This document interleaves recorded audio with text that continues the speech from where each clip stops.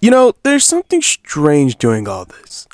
I mean, we've gotten here from the start and seen these two characters grow, not just as denizens, but as people as well. And yeah, there's some parts of life you don't like about someone, but sometimes they'll grow into a mutual. For me, that's what I can say. The final part of Shana is to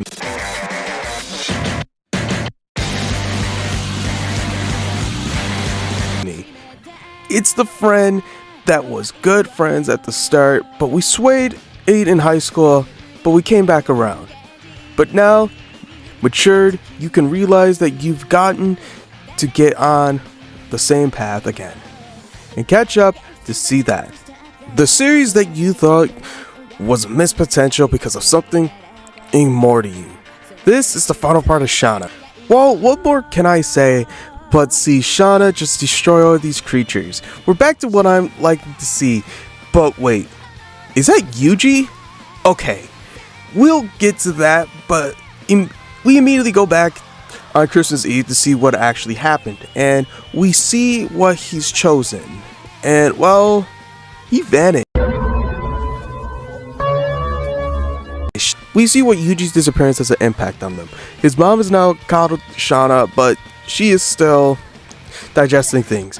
Also learn how remembering works in the universe is that if you've known about a Crimson Denizen, your memories are still alive and well until they disappear for good. We get flashbacks to the night that he vanished. Shana went to see if he's made his decision to go with Kazumi, but nothing. Shana quickly takes Kazumi to see if Yuji went home, but we get to see his belongings vanish. But as bleak it feels, they still know that he's alive. And besides that with Shana, Marjorie has other ideas with what she wanted to do with Yuji, his midnight lost child, and take the demon out of him. And yes, if you're wondering what the demon was, it was the silver. Yeah, the one with the poor CGI. And Marjorie, he also got Saito a job at Outlaw. We're seeing how Valentina, with studying that battle and understanding how the attacks worked, was actually unusual. But speaking of training, we get to see a new ability using the flame of the manifestation, and we get at the tagline that we gotta get stronger. But we finally see what those scenes with Yuji are about, and that's been about learning about the war and understanding what the denizens are partaking in. And the voice Yuji has been listening to has been convincing him to join him on that battle and becoming so human to walk with him. For what's happening and for what changes, our Yuji has decided to join him with Hecate on his side, as we know so far. Why, Timberlake? You son of a bitch! Why? Tell me why! The reason I went to depth with this is because I remembered how much of an impact this was for me. This is a turn, and not just a turn, but a betrayal onto the levels of the story that has been giving investment that anyone's been watching and feeling. It truly felt like seeds were planted in the second part, but how that second part went with everything, it kind of just folded itself. That it wasn't that good of a way to just say it. It more just personally felt like that, like we were going to see the turn, but it just didn't feel like it yet. It just felt like that they went back into course, and now we're just seeing that betrayal happen. It just doesn't had that gravitas. And this is coming from a wrestling fan. If you're going to make someone turn, you gotta make it feel so important. It just felt like he just dipped, like he just found out that he was the father, okay? But after the fight to unite the autonomous zones of Shanghai, we get more information on what they'll do with it. But we'll come back to that and learn that Shana's gotten a letter from her and learn that, the scene from the start, a letter saying that she needs to unite with herself. But we get to learn that the outpost, that there's some tension with Yuji's leadership, as they don't believe in him.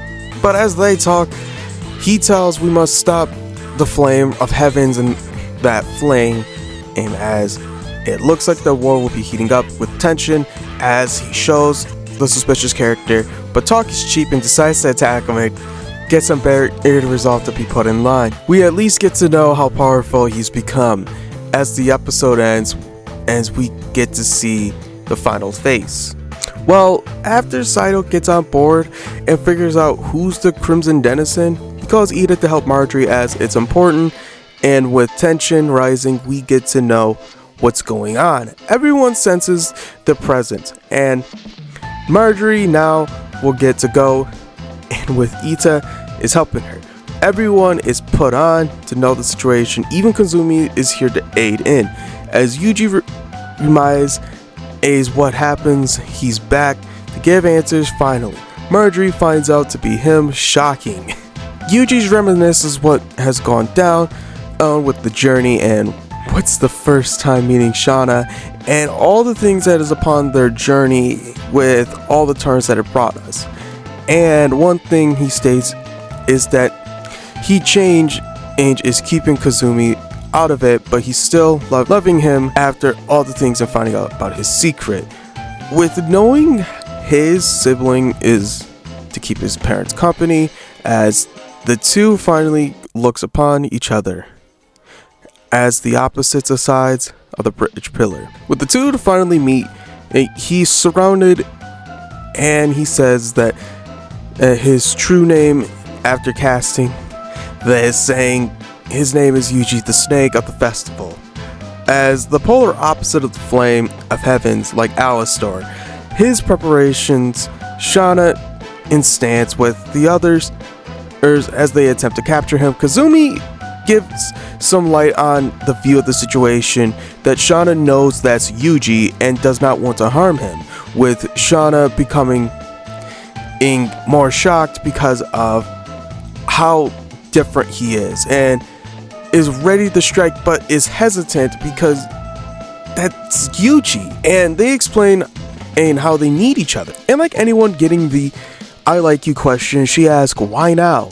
He admitted that he does, but he was scared, but as Shana dashes off and gives chase, but the information upon the silver, and oh my god, that's CGI. Yuji gives that information that it's more of a cog in the machine of the people with strong emotions, as Shana tries to stop him from telling the truth about what Marjorie did, killing those men.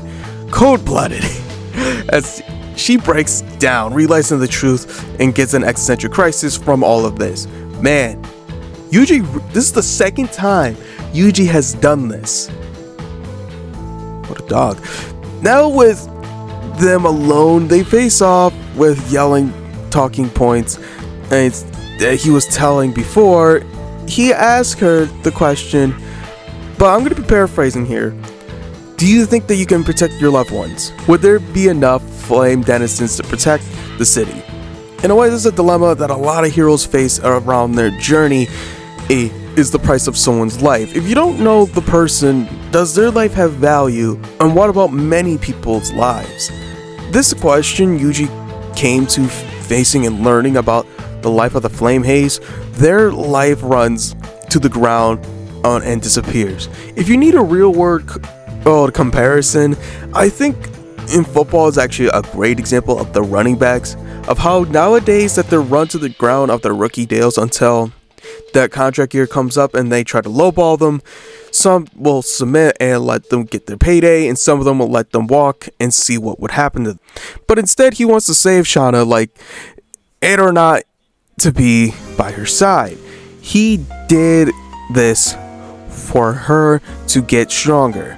With the big conflict, Yuji takes Shana and the crystal altar. Now Shana captured the council meeting, figures the plan to take over, and the viewers learn how complex the situation is. But we're up with Shana and we see how everything's going with her, but the main focus is that Yuji trying to sell her on the idea of joining his side, with Shana being more frightened with the power dynamics. And oh god, this feels weird. Moving on with how Marjorie is doing it, the books gives the catch up with the pending of war and how difficult and manipulative they can get to have members join. We get to see what Saito is up to with Outlaw, with him getting trapped. Idiot. But as he sits in the room, we have a new character. That's Rebecca.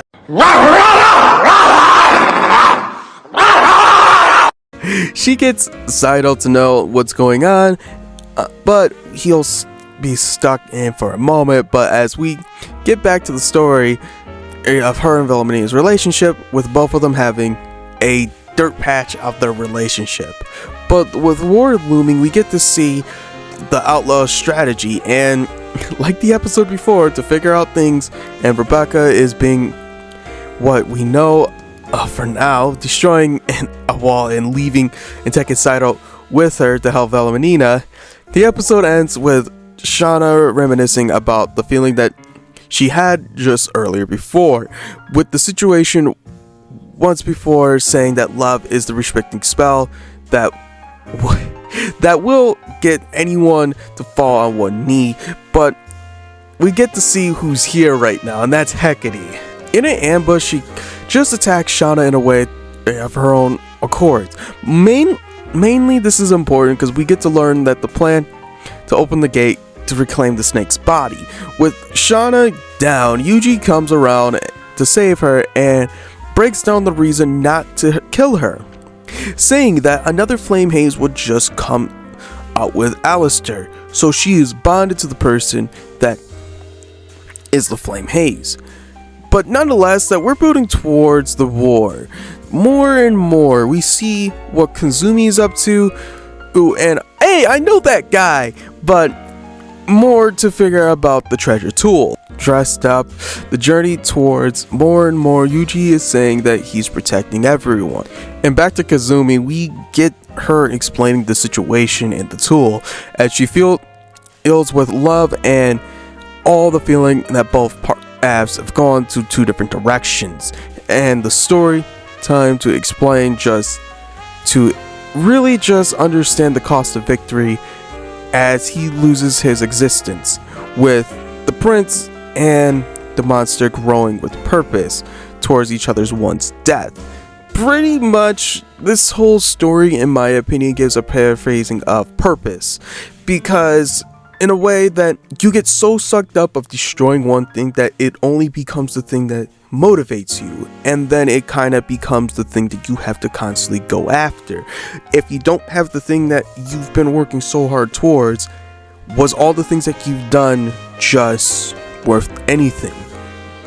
With war starting up and Shana can only do is sit and wait for opportunities to join, we learn where they attacked all across the world in attacking Outlaw, as it looks like the heart of the battle, and we get to the two generals into a fight. And the hazes have no doubt that to keep up the attack.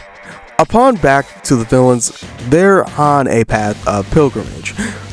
Back to Shana, by the way, as now that she wants to see Yuji be more conflict of mind, and the idea of merging as one is the way to stop him, and as she plans to break out with a blast from the distance, Shana is actually freed.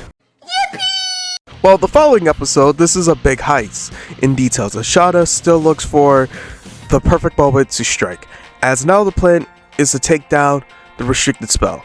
We also see where Velaminina is, as she's on her way inside to destroy. We also learn in more detail the reunion is that they, as the snake, wants to become more closer to the denizens to make it easier to attack.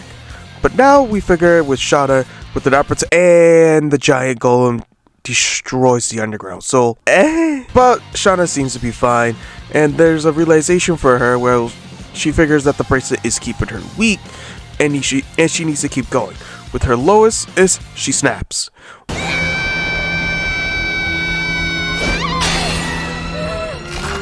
on one guard and destroys it.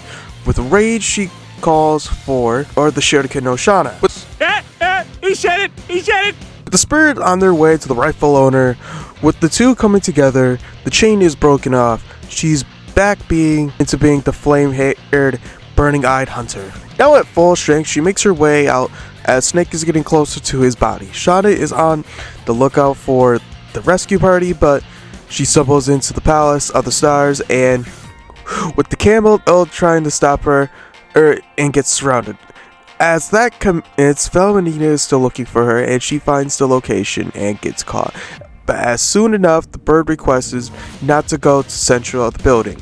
Back on Shana as she's handling the situation with the inner monologue to find herself to become stronger. We get to see the nun as she brought reinforcements to help in the fight. As now with Shana, it looks like that she's going her way, as slowly getting her stronger per kill, with Shana realizing that the power of the flame haze is but the symbol that she'd use and has reached a greater power. Finally meeting up with Valentina. Next episode with Saito is doing, before we get into the icy climate, explains what's going on inside. But Saito goes on and sees how Marjorie's doing, and after a prep talk, he goes into and gives a talk to her body of how he feels about their relationship. But her waking up and admits to feelings for each other.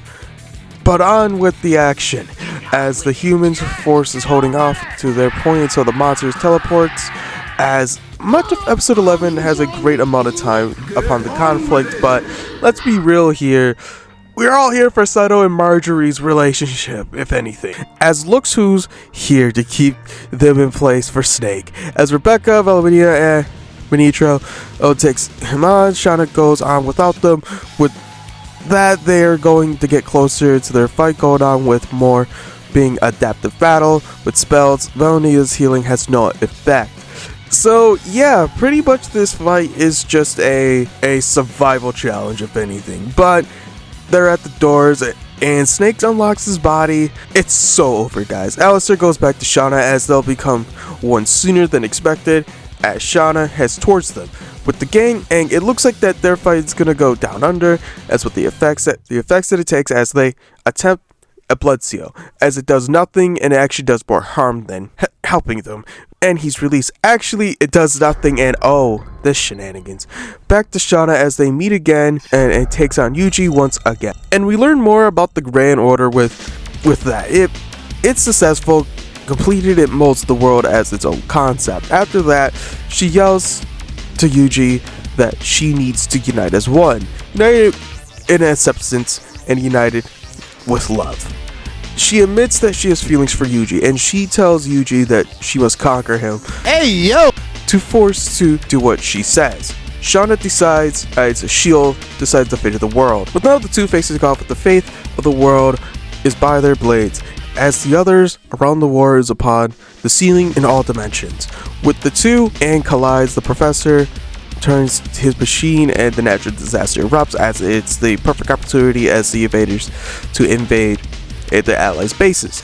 But we have more on these two as we get back at story on the contract that Shana decided that the case-to-case basis upon finding on her decision. So to give context, this just means that Shana pretty much just has like the ultimate say of what she will go after, as she's independent in that way, and Alistair is just going to just follow her way. With Snake freed, Shana keeps fighting before they are separated. Because of being freed, Shana kisses Yuji, vowing to defeat him. So you're gonna cock tease us just like that? Come on! Back onto the human world as Yuji announces his cause for everyone cause Zadaru, as blood, sweat, and tears upon the ground as they retreat to strategize, with them figuring out what to do with the small forces heading towards Heaven's Road. The plan in full force, they start to get things going as they plan to have one big blast, but with all things protecting the wall to keep the point there. But Yuji, as he looks upon his flaws of the world and how all souls won't be remembered when they're gone, the flame haze would be gone, with a speech saying they all won't be needed to fight, as they'll be with Snake to make peace. With the humans there, all turned by his words, they lose their purpose, as slowly we could see the tide going his way. With the effects now in place, that they're figuring out what's going to be the plan, as the plan and spurs that help the general appears to aid its men. In the fight, they're going to overpower him and spare him before transforming, as the soldiers retreat, as that's whoa, the man's really showing his value right now, taking him down.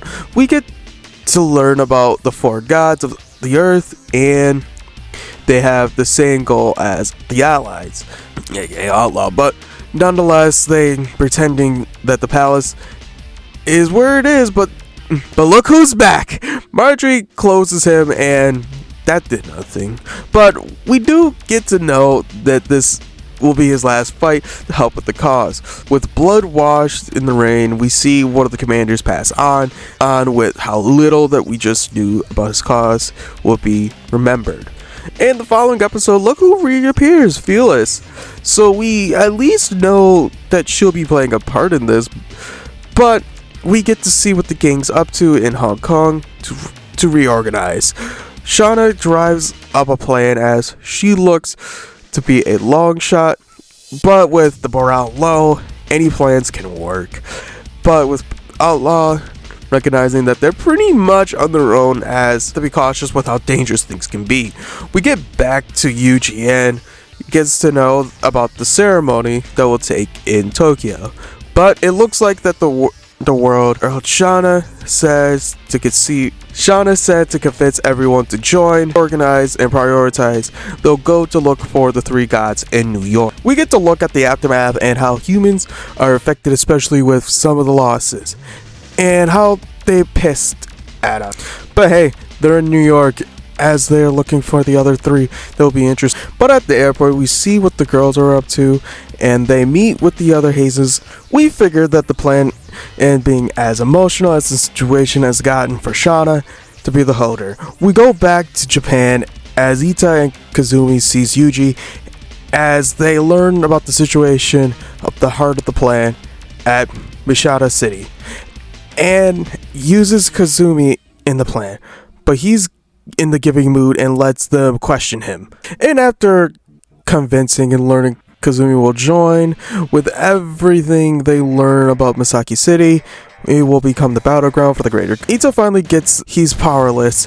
He's just trying to reach his goal, with them standing up for his belief, just like Shana. And in the weirdest way, they're convinced to at least believe him, but to leave the city. Now with Kazumi, he plans to use her to restore the city as the past. We get how it'll work, as it'll be repaired as relief of the god of creation stress. On the other side, we get to know what's going on the plan. But it looks like to see that they're beginning the process as Hecate sacrifices so she can be reborn and become the savior when the prayers and hopes. With that, their attack as war is reheating as General faces and Shana with the company of others to keep the heat charging up, with the other two facing more, with Kazumi's inner monologue to see how both are fighting one and another. But the fight continues. It comes to a stop as Shana learns that it's Yuji's wish to bring peace to the humans. In a fit of rage, Shana attacks and gets a good hit on him. Things looks like it's gonna get climactic as Shana and Velmia gets ready for the kill. On the other side, the doctor is up to no good with the fleet of robots. We also get Marjorie is executor of the plan with the big spear. Kazumi gets knocked back, with now contemplating with the situation. With deciding to sacrifice herself to bring Felis to make them come together, we learn how it's an unrestricted spell and she won't sacrifice herself, and Felis will aid in the fight by the hands of Johan and retrieving the Midnight Lost Child, with him exposing his flaw in the plan. How does the plan and won't do anything, being so narrow and underestimating love. Now it seems the fight to be in Shana's way, as he's lost a sense of power, with Marjorie's gotten her deal. But as the fight goes further, we also hear the bard talk about the summoning the god and the threatenings of war and the outcome that can occur. But we figure that Shana's plan is to separate the two so Yuji would be vulnerable, with Marjorie creating a spell so they can escape so easily, with Shana striking him, a beam of light protecting him, with Yuji undertake the spell, as she must get it done now before he masters it. With a clubbing blow, it looks like Xanadu is done. It looks like that they have changed things so they won't be able to eat the human souls, but with the 3 episodes left, it's a no. We see the Doctor doing against the new heroes as simply as both have been keeping ground. Back to Kazumi as she learns more about Felis's love and how she feels, and no matter as it is, and be more understandable with their reasoning. But with Johan leaves for good, he gives foreclosure about the plan to keep him in memory. Who's cutting onions? Ugh. And I'll be upfront, this was really about Johan and Felis's relationship with Kazumi. Kinda just being in the background as being us. Wait, did they just die? Oh boy. With sorrow, soup is perfect. I'm kidding. She's fine for what she can be. It's a decoy spell with it either dying here or fighting here as the old man fights so they can get to safety. Now that's happening with Valentina.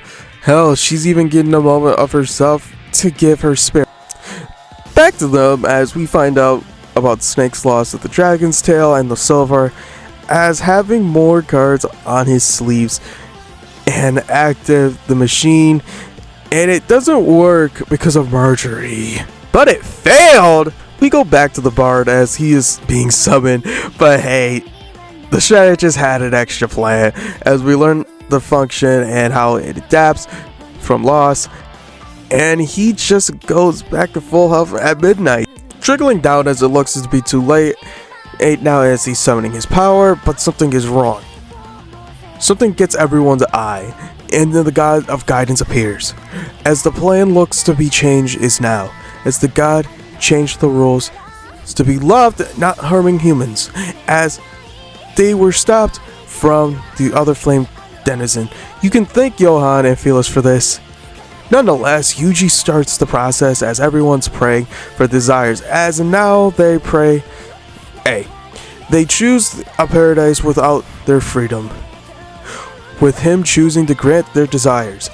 Anyways, with the new world created, they tested it to see the new world as the army goes up for greater pasture, with the group disbanding, but with Snake in chains, Yuji is set free from the snake. As they go up, he will stay after, as Yuji will face Shana without Snake. Snake praises his commitment, even some won't, also with him committing to the requests that others have. With them going back together, Kazumi gives Valentina the child of the god of guidance, Eustace. Shana decides to tell that Valentina should take Eustace to Xanadu, as she says her farewells as her new duties to take care of the child.